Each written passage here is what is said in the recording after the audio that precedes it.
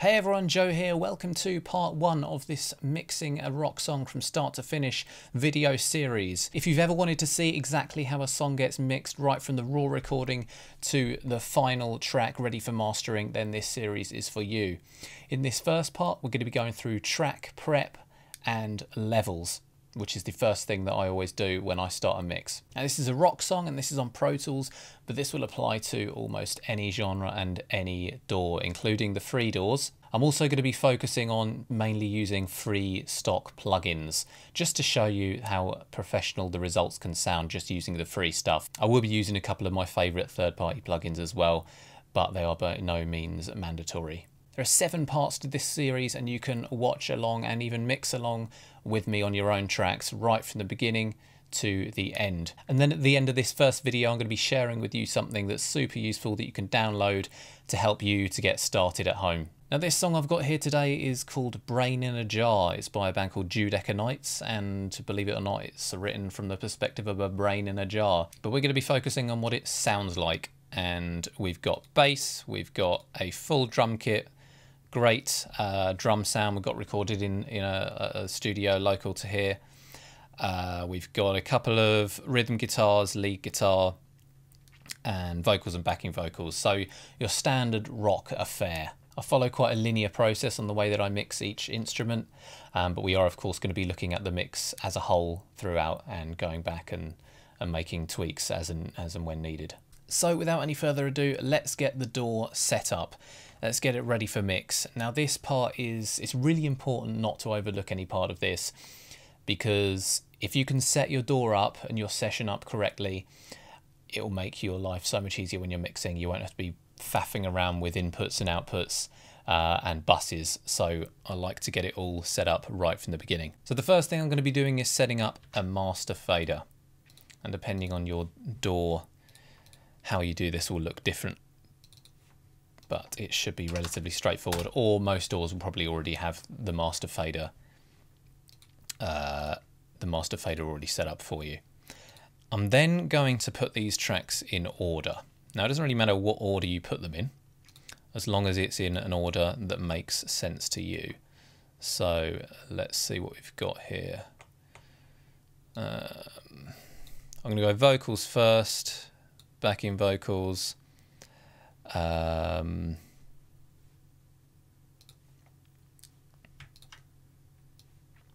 guitars, rhythm, lead. Then I'm going to go bass. Let's get the drums in order. Okay, so that's all in order. I've got the vocals at the top, guitars, then bass, percussions, and drums. A lot of people like to have the drums at the top, but again, it doesn't matter. It's all down to whatever's comfortable for you. Let's just take a quick listen, make sure all the tracks are working correctly.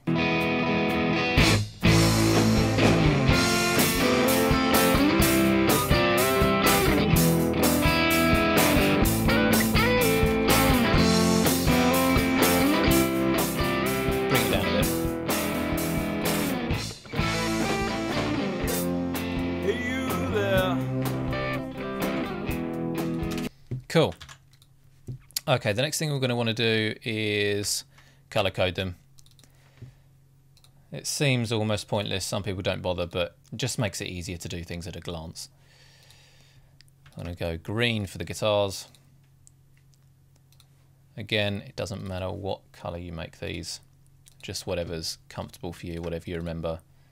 Let's go a nice pink and purple for the percussion. Okay, the next thing I like to do is set up a bus for each instrument or vocal section. So a vocal bus, a guitar bus, the bass is on its own so I don't bother with that, a percussion bus, that's 3, a drum bus, and a snare, maybe a kick as well. It's got 2 mics on the kick, so that's 6. 6 buses, or auxiliary inputs, however you want to call it. Let's make those grey just to divide up the colours. Now if you're not sure what we use buses for, I will go over that in just a second. Normally I'd have a bus on the overheads and possibly ambient mics as well, depending on what it needs, but these are all stereo tracks, so I don't need one. So kick, let's just call it snare, kit, perks, percussion, guitars, vocals, and then I'm going to send all the instruments or vocals within that section to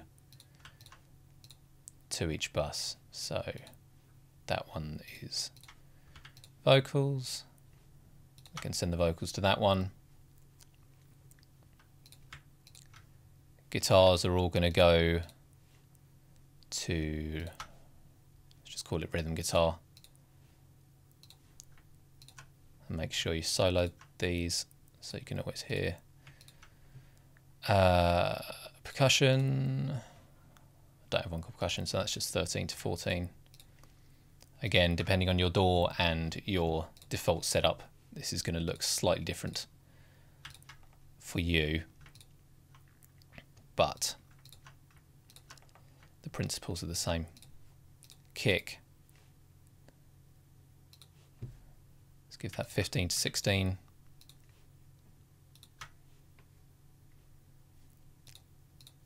Snare can have 17 to 18. Then all the rest are going to be going to the drum kit.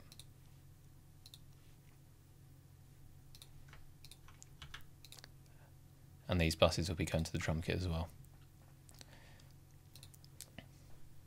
Now having these buses, what it means is that we can make changes to the entire section. So I'll be mixing each individual drum, obviously, but then if I want to say apply a multi-band compression to the entire kit, it makes it a lot easier. You can also use it to increase or decrease the volume of an entire section and other things like that that we'll see more of when we start mixing. Okay, let's make sure everything's channeled correctly.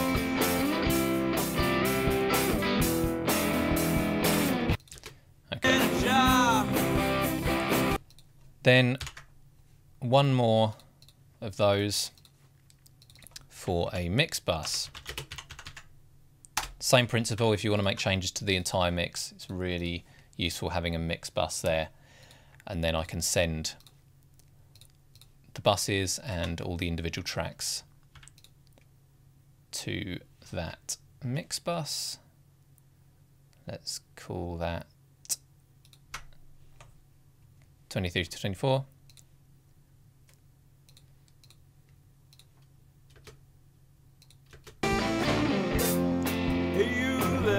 Cool, just making sure everything's working still. Now, just a few more buses. I'm going to stop with the buses very soon, don't worry. I'm going to make 4 effects buses. Chuck those at the bottom there. Plate, hall, analog delay, digital delay. Now it's really useful having some reverbs and delays just set up there so that you can just drop them in. Speeds up the mix, and yeah, it means you don't have to set them up later. Obviously we'll be making tweaks and stuff depending on what the track needs, but let's just get them set up. Now you might not want 2 reverbs and 2 delays, you may just want to do 1 of each. But I like having a plate and a hall and an analog delay and a digital delay personally. I don't know why I haven't got these labelled, but oh well, we only need to do this once. So just choose a reverb. I'm going to just put in a standard plate that I like to use.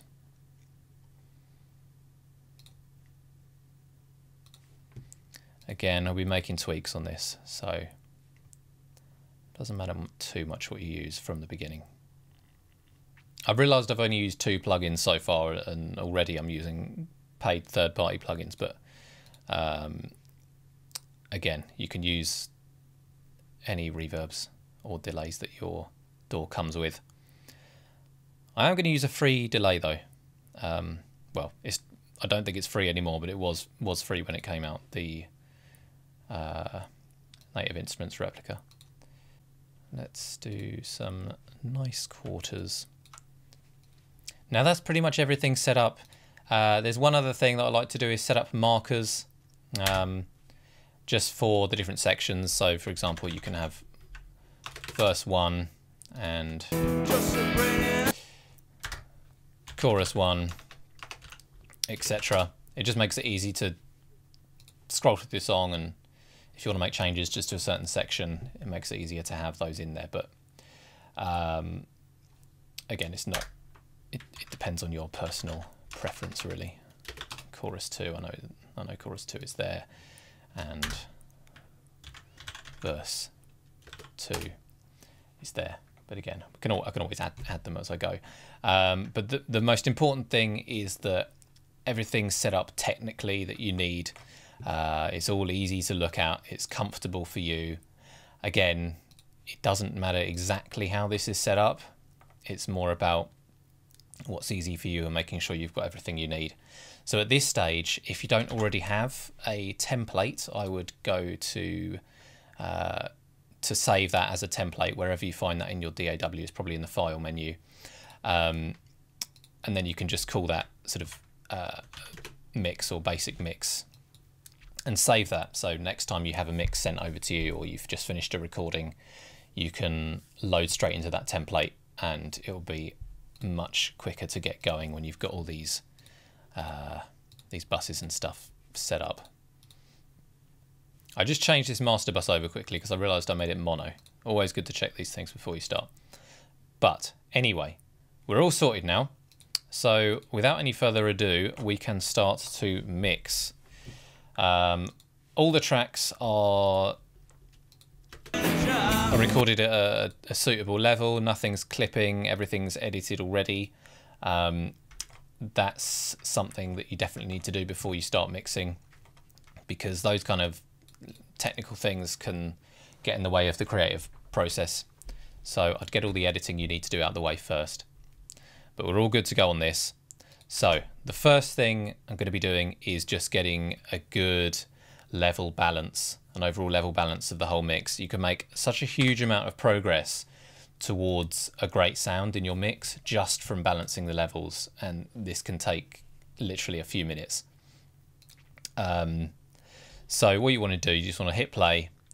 You want to listen through to make sure you've gotten to a section where all the tracks are playing, and just start bringing levels down of the tracks that are too loud, rather than bringing the level up of tracks that are too quiet. Now, if something's really quiet, then go for it. But ideally, you want to focus on bringing levels down just to keep the overall master level low enough so nothing's clipping, and you can leave headroom for later on for mastering and such. So let's start balancing some levels.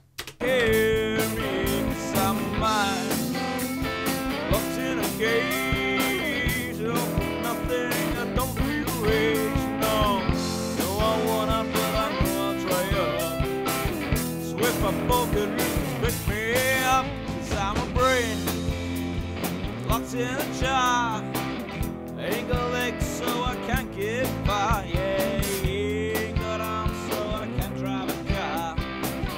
Just a brain in a jar. Yeah. I've recorded these guitars with different mics, so I want to have a listen to each one and see what one we want more of for the balancing.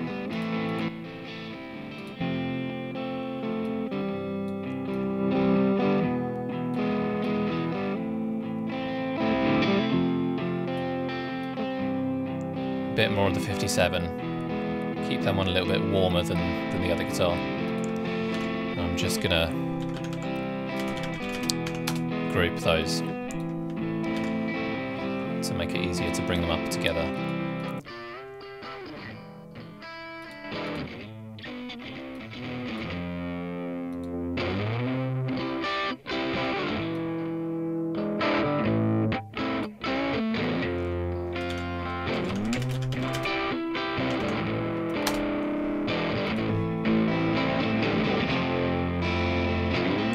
I want to keep these relatively the same level, so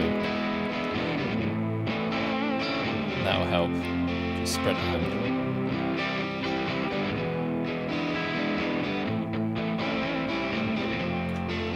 Okay, I'm going to keep those central for now.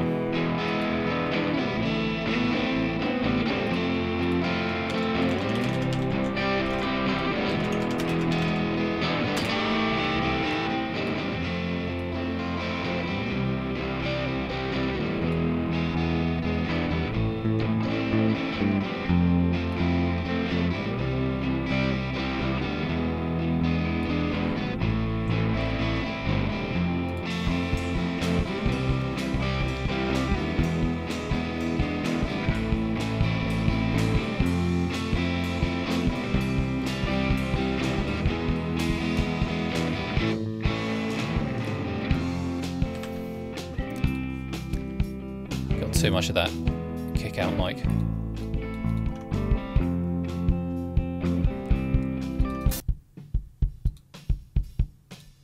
A lot of bleed on there, but it's got a nice bit of clickiness from the beater.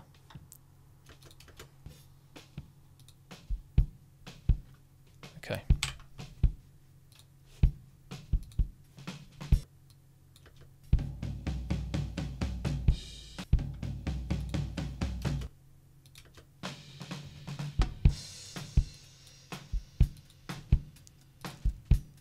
Again, let's hear the snare.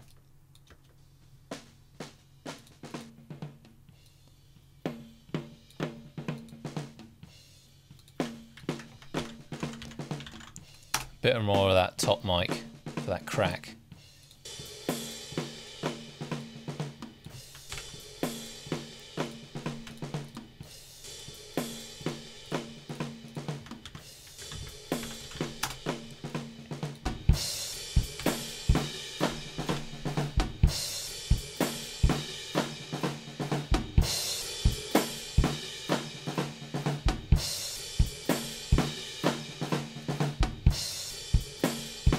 Don't want too much of that room mic there.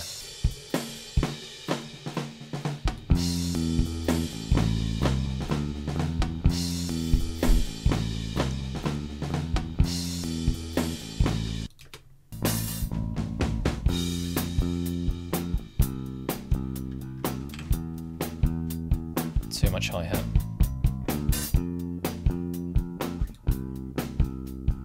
Again, a lot of hi-hat in the overheads anyway, so keep that right down.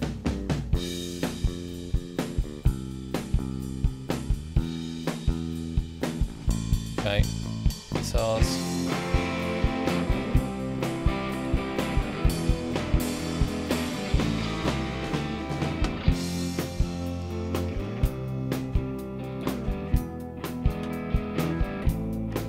How are those percussions? Oh.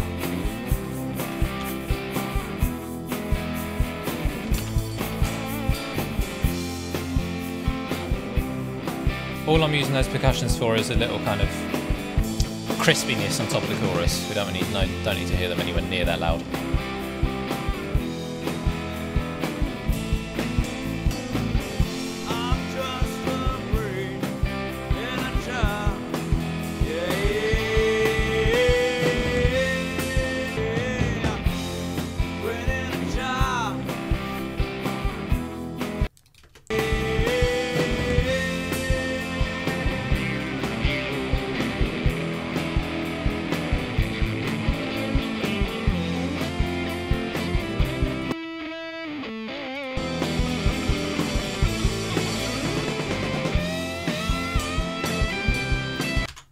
Okay, and that's it. That is the levels balanced.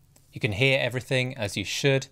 It sounds a lot more pleasant to listen to already after about 5 minutes of balancing. Now these are the levels that I roughly want to keep throughout the entire mix.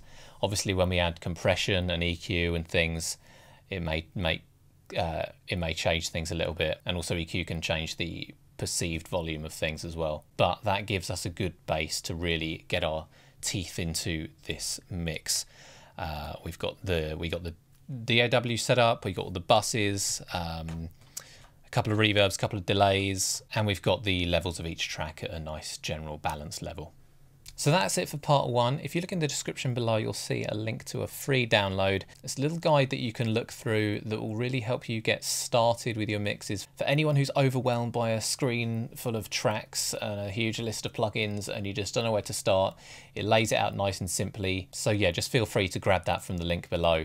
Now part two is coming up soon, where we're going to be digging right into this mix. We're going to be mixing the drums. So get subscribed. If you have any comments or questions about the setup of your DAW or the balancing of the levels, just leave that below and I will reply. Otherwise, I'll see you in part two for that drum mixing. See you next time.